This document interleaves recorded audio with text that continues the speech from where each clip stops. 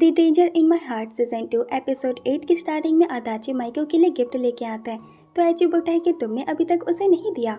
तो अदाची बोलता है कि हाँ, क्योंकि 14 तारीख को संडे था इसलिए मैं दे नहीं पाया और मेरी नज़र अभी भी यामादा पे सेट है। मैं तो बस माइको को ये देकर उसे थैंक यू बोलना चाहता हूँ क्योंकि उसने मुझे चॉकलेट दिया था। तो एची बोलता है कि इसलिए थैंक यू, तुमने भी वही मिला था जो बाकियों को मिला था। तो अदाची बोलता है कि नहीं, मेरे वाले में दिल बना था। फिर वह एची को अपना प्लान बताता है कि मैं ये गिफ्ट माइको के शूज़ में रख दूंगा और तुम मुझे गिफ्ट रखते हुए देख लोगे और जाकर माइको को बता दोगे। ये बोलकर अदाची ऐसा ही करता है, लेकिन वो गिफ्ट को ऐसे फेंक कर चला जाता है जिससे गिफ्ट वापस बाहर गिर जाता है। तो एची गिफ्ट को वापस ठीक से रखने जाता है। तभी माइको और यामादा वहाँ आती है, जिससे एची घबरा जाता है और गलती से गिफ्ट को यामादा के शूज़ में रख देता है। लेकिन एची भी गिफ्ट को ठीक से रख नहीं पाता है, जिससे यामादा को गिफ्ट दिख जाता है और वो सोचती है कि एची ने उसे गिफ्ट दिया है। तभी माइको देखती है कि गिफ्ट में लेटर भी है। ये देखकर एची घबराने लगता है कि अब क्या होगा। ये देखकर माइको समझ जाती है कि एची घबरा रहा है, इसलिए माइको वहाँ से जाने लगती है। तभी एची माइको का हाथ पकड़कर उसे रोकता है, लेकिन एची यामादा को देखकर माइको का हाथ तुरंत छोड़ देता है। तभी वहाँ अदाची और उसकी मॉम आती है। तो मॉम अदाची को बोलती है कि माइको को चॉकलेट के लिए थैंक यू बोलो। तो अदाची माइको को थैंक यू बोलता है इतना अच्छा चॉकलेट देने के लिए।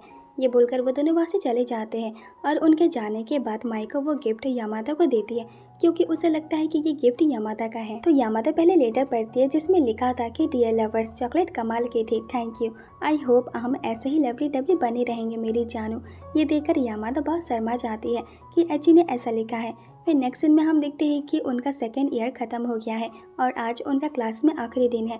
ये देखकर बायासी को सेरिना को बोलती है कि मैंने सुना है कि वो दोस्तों के ग्रुप को तोड़ देंगे जब हमारी क्लास चेंज होगी, लेकिन मेरे पास एक प्लान है जिससे हम अलग नहीं होंगे। फिर नेक्स्ट सीन में बायासी को जानबूझकर सेंसाई के सामने अपने फ्रेंड से फाइट करने का नाटक करती है और सेंसाई को झूठ बोलती है कि जब क्लास चेंज होगी तब मुझे इन लोगों के साथ नहीं रहना है। तो सेंसाई बोलती है कि अच्छा ठीक है। ये बोलकर सेंसाई चले जाते हैं, जिससे वो लोग परेशान हो जाते हैं कि उनका प्लान तो उन पर ही भारी पड़ गया। फिर नेक्स्ट सीन में एची क्लास में होता है और अपनी सीट और यामादा की सीट को देख रहा होता है, क्योंकि क्या पता वो शायद दोनों थर्ड ईयर में अलग हो जाए, इसलिए एची मिस करते हुए उन्हें देख ही रहा होता है। तब यामादा का मैसेज आता है। फिर एची यामादा के पास जाता है। तो यामादा उसे बास्केटबॉल खेलने के लिए बोलती है कि जो भी हारेगा उसे जीतने वाले की कोई एक बात माननी होगी। ये बोलकर वो दोनों गेम खेलते हैं, लेकिन यामादा बहुत कोशिश करती है गोल करने की, लेकिन उसे नहीं होता है। ये देखकर एची यामादा को बोलता है कि तुम शॉट लगाने में अच्छी नहीं हो। तो यामादा बोलती है लेकिन मैं डिफेंस में अच्छी हूँ। ये बोलकर वो एची को बॉल देती है। तो एची गोल करने जाता है और सोचता है कि अगर मैंने इसे गोल कर दिया तो मैं यामादा को डेट के लिए पूछूंगा, लेकिन बॉल वापस बाहर आने लगती है। तभी यामादा जल्दी से बॉल को अंदर डाल देती है, जिससे यामादा जीत जाती है। फिर वो इनाम में एची से मांगती है कि क्या मैं तुम्हें क्यों बुला सकती हूँ। ये सुनकर एची बहुत नर्वस हो जाता है कि यामादा मुझे मेरे नाम से बुलाना चाहती है। फिर वो हाँ बोलने ही वाला होता है, तभी वहाँ उनके सेंसाई आ जाते हैं और उन दोनों को घर जाने के लिए बोलता है। फिर एची घर पर होता है और यामादा को इमेजिन करता है कि जब यामादा मुझे कियो बुलाएगी तो वो कितनी सेक्सी लगेगी। ये सोचकर एची का माइंड डटी होने लगता है। तभी वहाँ इमेजिनरी एची आता है, लेकिन इस बार उसका लुक बदला सा लगता है। तो एची उससे पूछता है कि तुम कौन हो। तो इमेजिनरी एची बोलता है कि मैं लूसीफर निकोरी कावा हूँ, तुम्हारा लिबिडो। जब तुम्हारी वो फीलिंग लास्ट लेवल में होती है तब मैं खड़ा हो जाता हूँ। तभी वहाँ काना आती है और बोलती है कि मॉम ने कहा कि वो तुम्हारे बर्थडे पर सुकियाकी बनाएगी, हम पार्टी रखेंगे। तो एची बोलता है लेकिन मैं पार्टी नहीं करता। तो काना बोलती है तो क्या तुम उस दिन कहीं बाहर घूमने वाले हो। तो एची बोलता है कि नहीं, तो क्योंकि यामादा स्प्रिंग में बिजी है। तो काना बोलती है लेकिन मैंने तो यामादा का जिक्र भी नहीं किया, क्या तुम उसके साथ बर्थडे बनाओगे। ये सुनकर एची गुस्सा करने लगता है। फिर एची के बर्थडे वाले दिन एची ट्रेन में होता है, तभी यामादा एची को अपना फ़ोटो सेंड करती है। तो एची बोलता है कि क्या तुम अभी बाहर हो। तो यामादा बोलती है कि हाँ, मैं अभी ट्रेन में हूँ। तो एची बोलता है कि मैं भी ट्रेन में हूँ। फिर ट्रेन से उतरने के बाद एची यामादा का वेट करता है, तभी वहाँ यामादा आती है। तो एची पूछता है कि तुम हमेशा अकेले घर जाते हो। तो यामादा बोलती है कि हाँ जाती हूँ, लेकिन रात में नहीं। तो एची बोलता है कि ये तुम्हारे लिए डेंजर है, तुम्हें रात में अकेले नहीं जाना चाहिए। तो यामादा बोलती है कि तुम्हारे लिए भी ये डेंजर है इचिकावा, तुम भी तो अकेले जा रहे थे।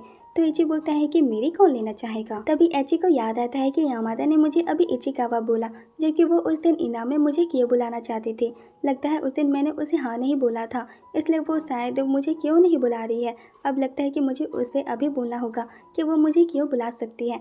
तभी एची को महसूस होता है कि कोई उनका पीछा कर रहा है और उनके करीब आ रहा है, जिससे वो दोनों ही डर जाते हैं। तो एची यामादा को प्रोटेक्ट करता है कि मैं अपनी जान देके भी उसे प्रोटेक्ट करूँगा, लेकिन वो देखता है कि जो उनका पीछा कर रहा था वो एची के डैड है। तो डैड उनको सॉरी बोलते हैं कि मैंने तुम्हें डरा दिया। ये बोलकर वो एची को बर्थडे केक देते हैं। ये देखकर यामादा एची को बोलती है कि आज तुम्हारा बर्थडे है, तुमने मुझे बताया क्यों नहीं। तो एची यामादा को सुकियाकी खाने के लिए इन्वाइट करता है। फिर वो लोग घर पे होते हैं और यामादा अपने घर पे कॉल करके सब बताती है कि मैं लेट से आऊँगी। तो यामादा की मॉम पूछती है लेकिन तुम किसके घर पर हो। ये सुनकर यामादा एची की तरफ देखती है, तभी वहाँ काना आती है। तो मॉम काना की आवाज़ सुन के बोलती है कि तुम लड़की के घर पर हो। तो यामादा बोलती है कि हाँ मैं काना के साथ हूँ। तो मॉम ठीक है बोलकर फ़ोन रख देती है। फिर वो लोग डिनर कर रहे होते हैं तो काना यामादा को बोलती है कि जितना खाना चाहती हो उतना खाओ। तो यामादा शर्माते हुए बोलती है कि मैं ज़्यादा नहीं खाती हूँ। ये सुनकर एची सोचता है कि यह आज तक का सबसे बड़ा झूठ है। तो मॉम यामादा को बोलती है कि तुम कम खाती हो इसलिए तो तुम इतनी पतली हो। तो काना बोलती है कि तुम एक मॉडल जिसे दिखती हो। तो यामादा बोलती है कि मैं मॉडल सच में हूँ। तो काना बोलती है कि क्या तुम टाइम पास वाली मॉडल हो।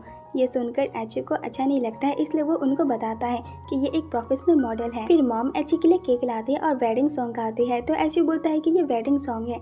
ये सुनकर यामादा एची के लिए बर्थडे सॉन्ग गाती है। फिर वो सब मिलकर एची के लिए बर्थडे सॉन्ग गाते हैं। तो काना एची को बोलते हैं कि तुम 14 साल के हो गए हो तो विश मांग लो। तो एची कैंडल बुझाकर विश मांगने वाला होता है, तभी यामादा एची के कान में बोलती है कि हैप्पी बर्थडे कियो। ये सुनकर एची बेहोश हो जाता है। फिर नेक्स्ट सीन में मॉम आके यामादा को बोलती है कि 9:30 बज गया है, तुम्हारे पेरेंट्स को फिक्र हो रही होगी। तो काना यामादा को आज रात यहीं रुकने के लिए बोलती है। तो यामादा रुकने के लिए मान जाती है। तो एची की मॉम यामादा की मॉम को कॉल करके बोलती है कि यामादा आज यहीं रुकेगी।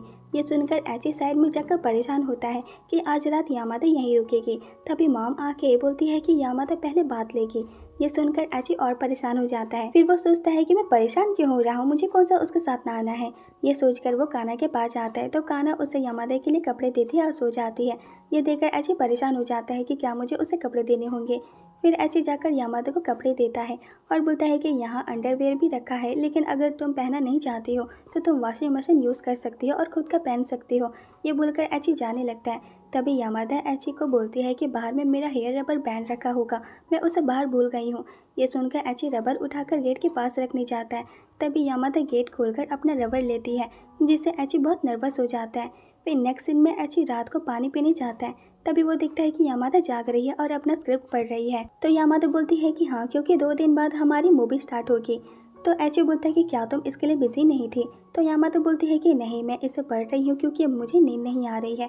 ये बोलकर वो एची को अपने पास बैठने को बोलती है। तो एची जाकर यामादा के पास बैठ जाता है।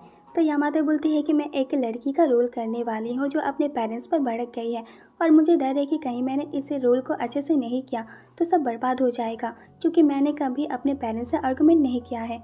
तो एची बोलता है कि सुन के अच्छा लगा। तो यामादा बोलती है कि क्या तुमने अपने पेरेंट्स से आर्गुमेंट किया है, लेकिन तुम्हारे पेरेंट्स तो बहुत अच्छे हैं। तो एची बोलता है कि ऐसा नहीं है कि मैं अपने पेरेंट्स से नाराज़ हूँ, मैं खुद से नाराज़ हूँ, क्योंकि मैं खुद में ईमानदार नहीं रहता और मुझे टेंशन रहती है कि मैं एक अच्छा बच्चा नहीं हूँ। ये बोलकर एची सैड हो जाता है। तो यामादा एची को हक करती है एची को रिलैक्स फील करवाने के लिए और बोलती है कि थैंक यू, अब मैं इस सीन को करने के लिए वेट नहीं कर सकती। ये बोलकर यामादा खुश हो जाती है। फिर कुछ देर के बाद यामादा बात करते करते सो जाती है।